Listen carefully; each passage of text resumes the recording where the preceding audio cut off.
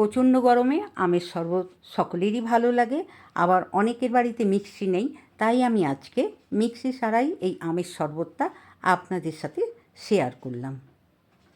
আমের শরবত তৈরি করার জন্য এখানে আমি একখানা আম জলে ধুয়ে নিয়েছি। আমটা প্রথমে বোঁটার দিকটা কেটে নিচ্ছি। বোঁটার দিকটা কেটে দুটো সাইড আমি এবারে কেটে নেব।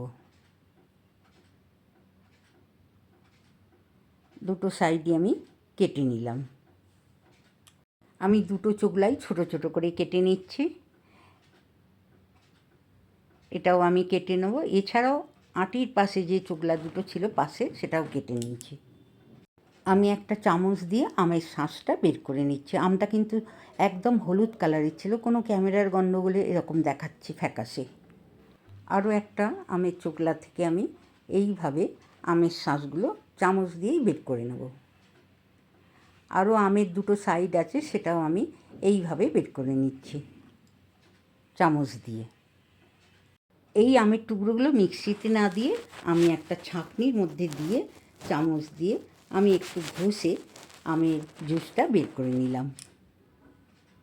আমের আটিটাও আমি এইভাবে হাতে করে রগড়ে নিলাম। আপনারা ছাঁকনিতে ঘষেও নিতে পারেন।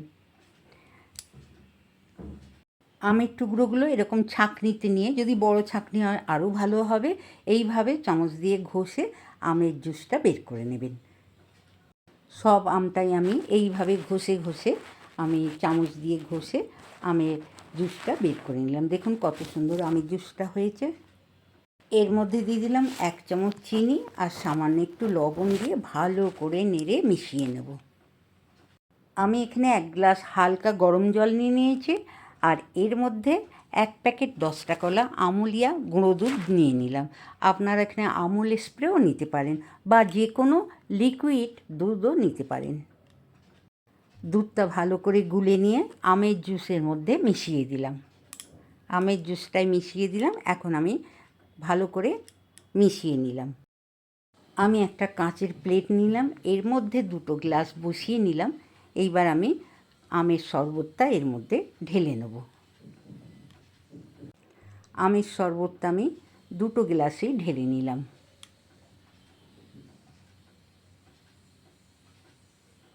ফ্রিজে তো বরফ জমানোই থাকে, সেখান থেকে আমি 2টো টুকরো এনে আমের শরবতে দিয়ে দিলাম।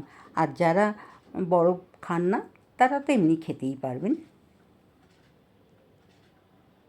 মিক্সি ছাড়া আমের শরবত আপনাদের কেমন লাগলো? ভালো লাগলে অবশ্যই একটা লাইক করে কমেন্ট করে জানাবেন।